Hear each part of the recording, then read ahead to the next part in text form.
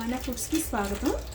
ఈరోజు నా రెసిపీ వచ్చేసి దొండకాయ మసాలా కర్రీ అండి. వాటికి కావాల్సిన ఐటమ్స్: దొండకాయలు, ఉల్లిపాయ, పచ్చిమిరపకాయ, కరివేపాకు, ఆవాలు, ఎండుమిర్చి, ధనియాలు, ఉప్పు, పసుపు, కారం, గరం మసాలా, అల్లం వెల్లుల్లి పేస్ట్, ఆయిల్, వాటర్.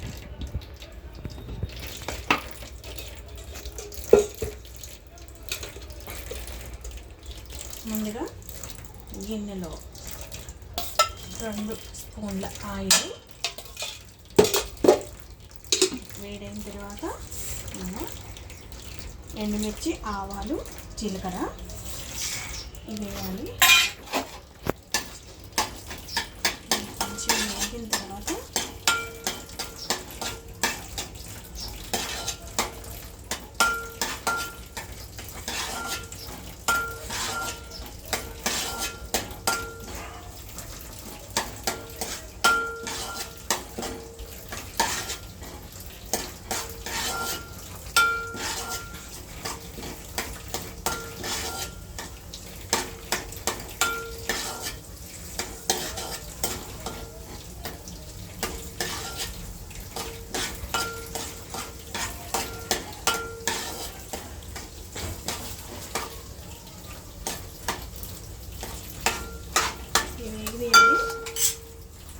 ఉల్లిపాయ, పచ్చిమిరపకాయ, కరివేపాకు.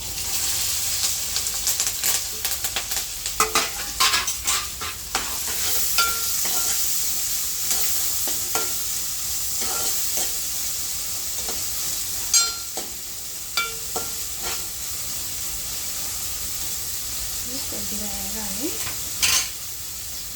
మూత పెట్టాలి.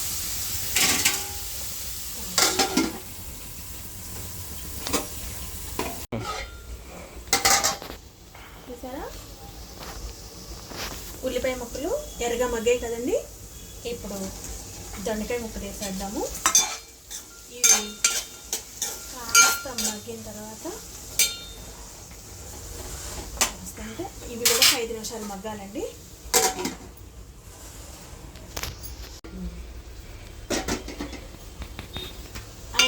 తర్వాత ఇలా మగ్గినాయి కదండి. ఇప్పుడు కొద్దిగా అల్లం వెల్లుల్లి పేస్ట్ ఇవ్వండి, 1/2 స్పూను అల్లం వెల్లుల్లి పేస్ట్ అండి.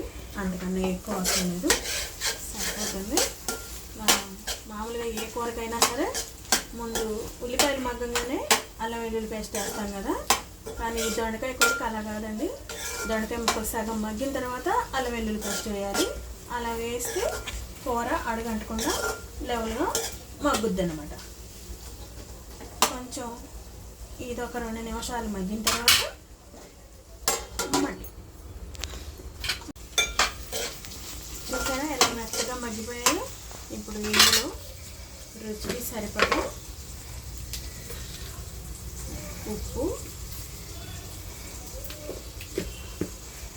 ఎక్కువ వేయొద్దండి, కొంచెం తక్కువ వేసుకోండి. సరిపోకపోతే కొంచెం మళ్ళీ వేయచ్చు. 1/2 స్పూన్ పసుపు,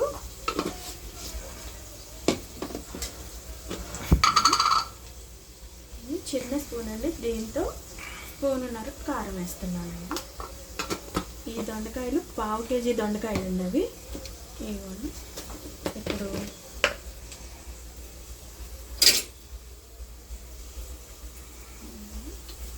ఒక స్పూనుడు గరం మసాలా,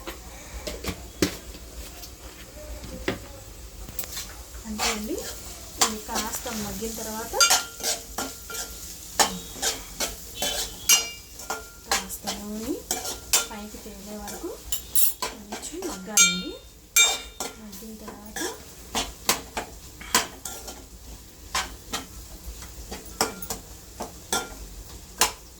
2 మినిట్స్ మగ్గిన తర్వాత చూడండి ఇలా మగ్గిన కదా. ఇప్పుడు కొంచెం వాటర్ వేయాలండి. వాటర్ వేసిన తర్వాత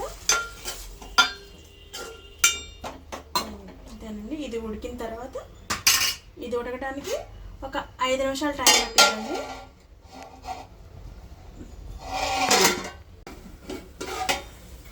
అంతే అండి, కూర అయిపోయింది.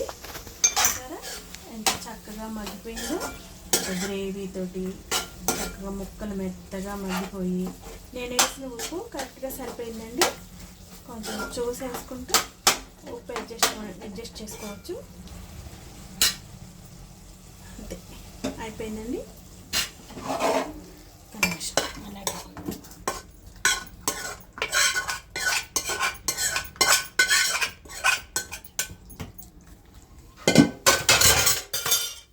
ఇంతే అండి, దొండకాయ మసాలా కర్రీ రెడీ.